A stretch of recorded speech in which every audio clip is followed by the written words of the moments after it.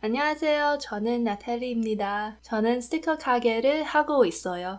하지만 오늘의 영상은 조금 특별하답니다. 인스타그램에서 제가 한국어를 독학하는 것을 보시고 많은 분들께서 이 질문을 해주셨어요. 오늘은 그 질문들에 대한 답변을 보여드리려 해요. 이 영상을 재밌게 보셨다면 저한테 구알 잊지 말아주세요. It took 3 minutes to film that intro. Okay, we're doing the rest of this video in English now. So yes, this video is going to be about how I self-studied Korean. I want to give a huge shout out to my friend Haling. I will leave her YouTube channel in the description below. She helped me proofread my intro. If you guys saw in my previous studio vlog, you would have seen me drafting it. She just made a few changes to make everything sound a bit better. And thank you! Also to her sister too. Thanks a lot.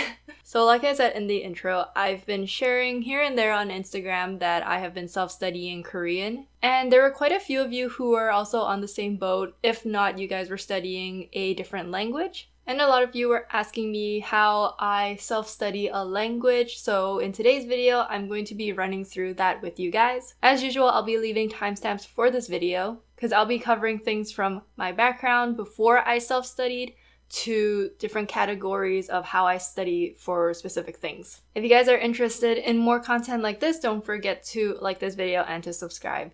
And with that, let's get started. So I wanted to talk about my background first before I self-studied. So like a lot of people, I started getting interested in learning Korean because of K-pop. This was back in around 2009 when I started listening to K-pop. And a lot of people around me in my city were also going through the K-pop phase. So naturally, with watching variety shows and listening to music, you start picking up a couple phrases here and there, you know, 안녕하세요, 감사합니다, 사랑해요, like all those kinds of things. And eventually, in high school as well, I learned how to read Hangul myself. So for those of you who don't know, Hangul is the Korean characters. And it was very easy to learn how to read them myself. And then in first and second year of university, I actually took Korean classes. I took up to the 200 levels. So at that point, I was able to have basic conversation and listening skills. It was also really good for me because I had class every week. So I was in a way actively practicing my Korean. So at that point, I would say that my skill was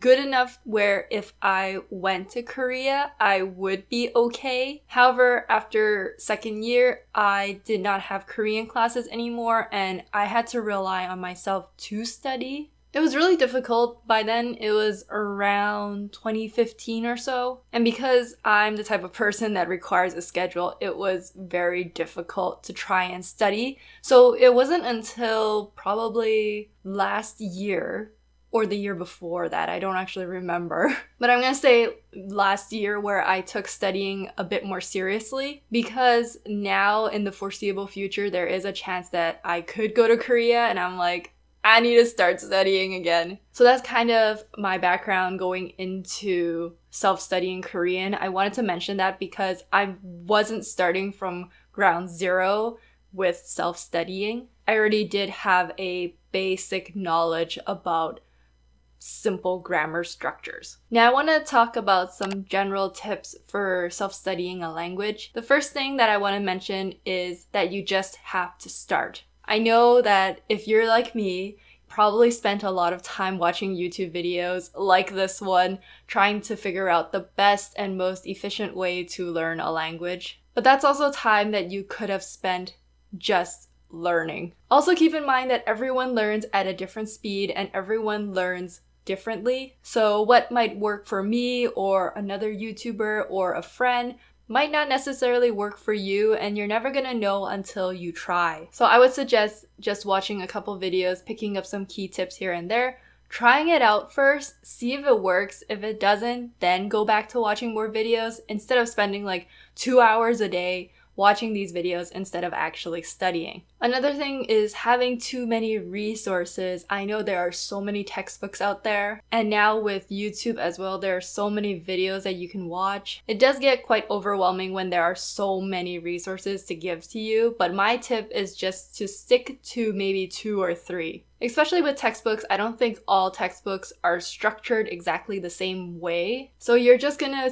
be learning a lot of different assortments of grammar at a different level. It's just going to be more confusing for you than finishing one textbook first and then moving on to the next one. And also, do not be discouraged if you're not learning as fast as someone else. Just because someone says that they got to the level that they're at in a year doesn't mean that you're going to get there in a year. And there's nothing wrong with not being there in a year. In fact, you might reach it in 6 months. The important thing is to not give up. It gets really difficult once you reach intermediate level because you understand enough to get by, but now it's about improving your grammar and improving the vocabulary that you know. Don't forget to take breaks. It's okay.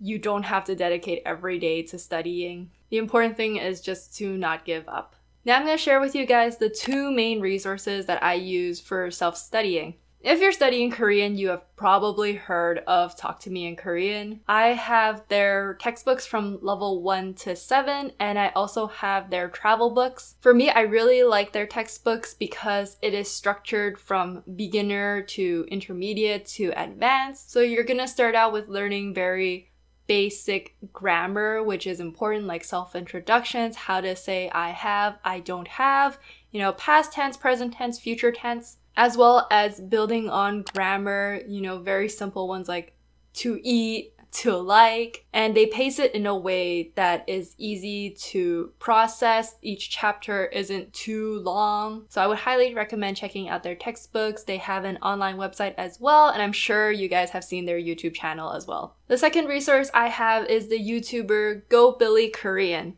And I like watching his videos for specific grammar points. He does do videos on beginner level grammar, advanced, intermediate, as well as a bunch of other stuff. I think it's different when someone who had to learn the language explains it to you compared to when a native speaker explains their language to you. It's like asking us to explain English grammar to someone and why things are the way it is. I really don't know how to explain it to you. It just sounds right. The only thing with Billy's YouTube channel is that there is no structure really. It's by video. So you're just gonna have to kind of dig through his channel, but overall I think it's an excellent resource for you to check out. So the next thing I want to talk about is how I study grammar and vocab, but before that I want to mention one thing. The thing I want to mention is don't take notes on everything. Yes, I know we have probably all seen those really aesthetic note-taking videos, and especially if you guys are in the bullet journal community, you have seen beautiful spreads of people studying. First of all, you don't have to take notes on everything because that's what your textbook is for. Second of all, you're probably going to spend more time trying to make your notes look nice than actually absorbing the material, because that's what happened to me. At this point, especially for grammar, there's only very specific things I write down in my notebook. So what I write down is the grammar point itself and the definition of it, how you conjugate it. Is this considered casual form, formal form? Are there certain exceptions with different tenses, as well as example sentences? And that's it. That is all I write for grammar. So it's nice and concise, and for the most part, I can grasp it quite quickly if I actively put it into practice, which I'll talk about in a bit. So just keeping very basic condensed notes is all I need. The second thing is vocab. Some people suggest going to find those lists of, top 100 most used words to study. Don't do that. Don't go memorizing a whole list because chances are you might not need to know all of those words. If you think about it, even in your native language, you probably don't know every single word that's out there, and that's because you just don't need to know it. For me, I learned vocab through communicating with people, as well as going through textbooks and seeing specific words that I don't necessarily know, I'll make note of that. And now I recently downloaded a Chrome extension called Toucan. Basically what it does is it'll change certain words in your browser into the language that you're learning. And if you scroll over it, you can see the definition of the word and you have a chance to save it. This also gives you a bit of immersion that you need when you're learning a language. For me, I found it really helpful whenever I'm on my Etsy store and I see certain words being changed. So then now I'm learning words that are pertaining to running a store. These are topics that I will actually have with people when they ask me what I do for my job, and I'm able to explain to them in the language that I'm learning. I've seen some people, especially K-pop fans, say online that they translate song lyrics. I did try that as well, but number one, I spent too long trying to make it look nice again. And number two, it was really difficult completely understanding what the song lyric meant because I didn't know the grammar points. And third, again, there's a lot of vocab that I just won't be using in general, so it was really difficult to memorize. So I'm not saying that it doesn't work and it's not useful, it's just for me personally, I didn't find that the most effective in learning vocabulary or grammar. So once you have all of these words that you found, I like to use the app Naver Dictionary. I just look up the definition in the app and as well as examples. They organize it by level, which is amazing. And I just write down one example sentence into my vocab notes. Currently, I have my notes organized the way that it is in the same notebook. I am trying my best to not buy more notebooks just for Korean studies when I haven't figured out a structure yet. So right now, it is how it is. The vocab is at the back of the book and the grammar is in the middle of the book. But yes, that is how I study grammar and vocab. Now, how to put all of that into use? Well, I use an app called HelloTalk. Basically, HelloTalk is an app where they're trying to place you in a community where the language that you're learning is someone's native language and vice versa. So for me, my language would be English and I'm trying to learn Korean. So I would be placed in a community where someone's native language is Korean and they're trying to learn English. This is the closest to immersion that we can really get right now because realistically, we can't just get on a plane and fly to Korea. There is also a desktop version, although it's only the chat rooms that you can use on the desktop version.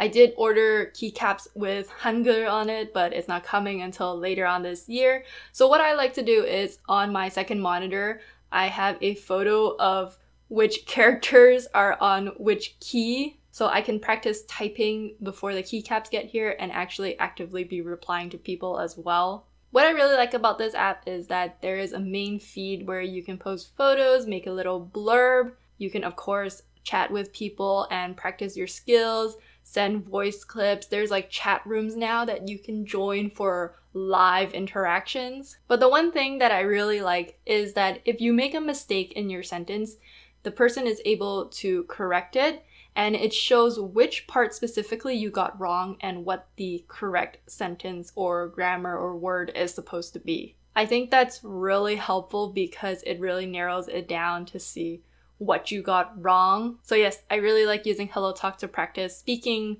writing, and listening because people are also sending me clips as well, or in those chat rooms where you actively have to process what people are saying so you can reply to them. The one thing I will mention though about HelloTalk, and I feel like this goes with anything on the internet, is stranger danger. I will admit there are definitely people that I've run into on this app that was not using it for language learning. So just be careful. If someone is giving you sus vibes, just block them and move on to the next person. But yes, I would definitely recommend checking out HelloTalk if you want more immersion and ways to practice the grammar and vocab that you just learned. On a similar topic of chatting with people through messages, writing. Okay. Writing is something that I really need to practice more of. What I used to do is I would write a paragraph about a specific topic that I chose. And these are topics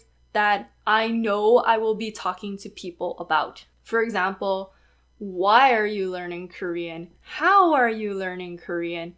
what got you into learning Korean? What you want to do when you go to Korea? Like all these kinds of topics you're probably going to one day have to talk about with someone anyways. So the strategy that I do, and I don't remember which YouTuber mentioned this, I think it was Lindy, which I will leave her channel to because she also gives really good language learning tips, is basically to just keep writing, and if there's a word you don't know, write it in English. So, for example, if you want to say, I am studying Korean, but you don't know the verb for studying, you would just write, 저는 한국어를 studying. Don't let the fact that you don't know a word stop you from writing it, because what you're going to do in your second draft is you're going to go back to all the words that you don't know, and you're going to look it up and then write it back on top. So I also suggest leaving a couple of lines